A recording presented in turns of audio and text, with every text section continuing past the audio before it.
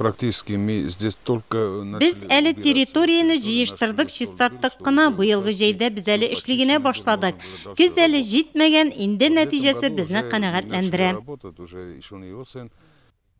Питомник жеріне кіруге 1 гектар мейданда мотор болып үскен сарымсақ иқтибарны ерақтанық үзіне тарта. Шынки мұңа қадар аның питомникта үстірілгені болмады. 140 килограмм суған башлылар культурасын күзден утыртқаннар. Аңарда мол оңыш аларға ниетлеп тұра жетекшілік. Анды культураға ихтияж зор, бейесі де әйбет.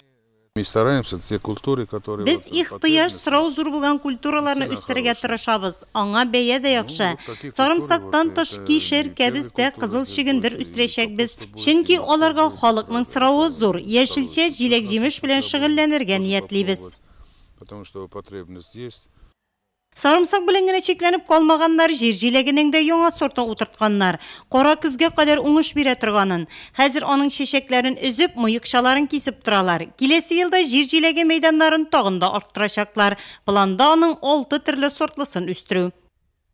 Ухаживаем смородина, малина расширяем тоже. Қорлығанларны қарайбыз, қора жилеге әретлерін арттырабыз.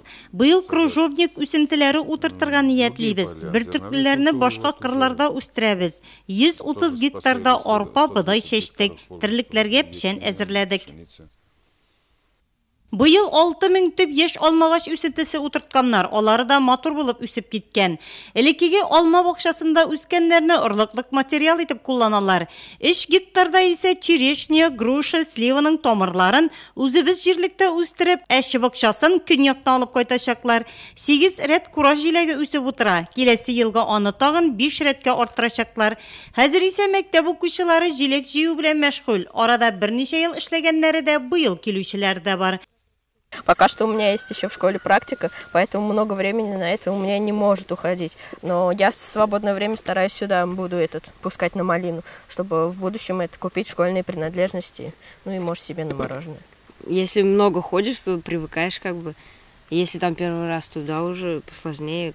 Родители не против, конечно. Иметь свою зарплату, это тоже очень хорошо. Жилек жемешні қарап үстіруді 5 қатын қыз ішлей, шул кадәрік механизатор қызмет көя. Әммә келесі елға берге 4 білгішті кетерген ниетлі директор. Питомникның ғымымы мейданы 240 гектар тәшкіл ете. Жетекші жин сызғанып ішке кірішкен. Башқарасы ішлер планда бик көп. Әр участоктан не үстірешеклері бүгіннен планлаштырылған. Этим еще не останавливаемся, мы дальше. Biz мұның білінгіне шекленіп қалмайашақбыз, тағын кеңейірге ниетлейбіз. Ташландық жер кешерлігін шистартып шығардық, анда біз бақша бұлдырған ниетлейбіз. Алма, груша, сливаны 8 гектарда отыртып, бақша ясарға планлаштырабыз. Жер ішлері озайғаш теплесі түсірге кірішешеклер. Әйбеткені ішлеп кеткенде қышын шәһәр халқын өзіміз жерлікте үстірілген ешілше білін тәмин етешеклер. Шундау бурадан үйілген құрылмалар иқтибарны жәліп ете.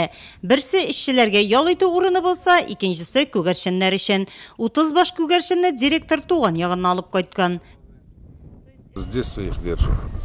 Болашақтан көгершін осырым яратқан шығылым ол менің береге көшеп келгеш, онда қалдырасыңыз келмеді.